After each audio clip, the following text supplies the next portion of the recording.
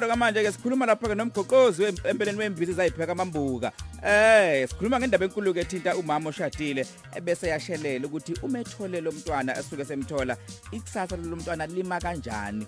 Uya ngakuphi ubaba ulokhuzana indoda lesuke ikhulelisa umama oshadile iyakwazi ukuthi imthathe lo mntwana ithi ungowakhe.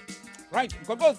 Khawela kithi emacingwaneni angibingelele kubo bonke abembabala kithi abayiqiza amangqondo ngoba bayisaba ke ukubhakela ngithi ke cha enhlala sezantsi enyakatho naseningizimu ngiyanibingelela lena sizwe sikamthaniya.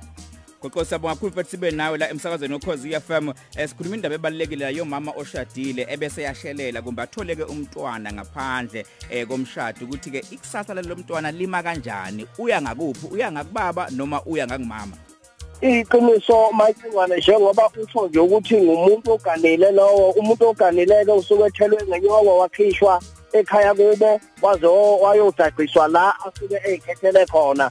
Uma ngabe sethola ke kuthini ke uthi yashelelela leyo ngane leyo ngokwemvelo kufanele iye ngakuyise la okugane khona unina uqobo. So ngiyafisa ukubheka kodwa ukuthi omunye uzothi phela mhlambe mawubheka kahle kahle Mgoqozi. Yebo Madunga. Ngathi kuyanqamukeka. Bengifuna ukubheka ukuthi indoda ke le esuke ke yona ifohlile angabe ikhona indlela ehlaliswa ngayo ukuthi ingene emzini womuntu.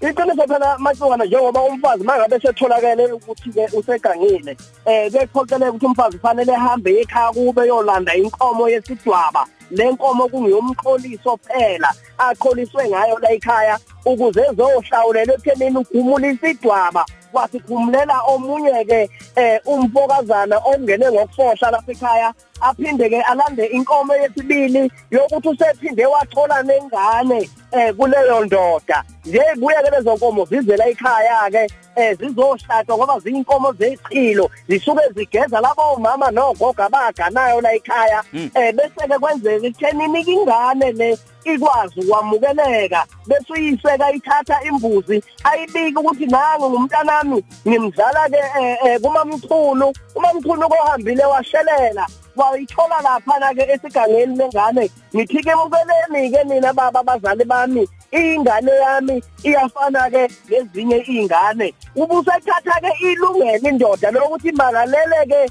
lo mfo walapha ya ogijima wazongena la ekhaya imangalela uyiziphathi mandla zakuleyo ndawo bese leyo ndoda ke iyadliwa idliwe inani lezinkomo ezithile okungasho ukuthi ingane ngeyayo ingane izale kumfazi womuntu ibuyela lapho wagane khona unina kangikhathane noma ngabe zingakanani lezo ngane noma ngabe kwenzakalani kodwa leyo ngane leyo iyobiza leso sibongo okungesiso esayo biologically kodwa okungesayo ngenxothu unina wathethelwa idlozi wagana la ekhaya kwathetha ubulanda.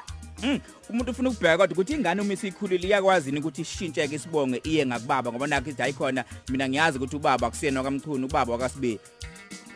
Angeke izikwazi noma kungaze kudlule izizukulwane zibe ntathu ayenzeki isithatha isibongo sakwamajolo mangenze example akwenzeki isithathe iyoba ngiyakwaMasango forever ngoba phela isizathu uma isithatha lesi sibongo sakwamajola iyothatha bese ungcolisa umsamo wakwamajola ngoba phela abakwamajola bazobuza ukuthi lengane uyithole kumabani thuye uyithole kumfazi womuntu alikho ke idlozele ngingamukela ingane uyithole kumfazi womuntu ungcono uyithole entombini noma ngabayo nezingane eziwu5 kodwa mayingazange igane iyakwazi ukubikeka emsamo kodwa mayithole kumfazi womuntu ayibikeke emsamo iyawona umsamo ngizine ninukane nodwa nithi nifehlelela amazamnyama kanti nathatha ingane eyayizalwa kumfazi womuntu nayiletha lapha phambili ekhaya wonakala umsamo kwanda abathakathi banukana abantu.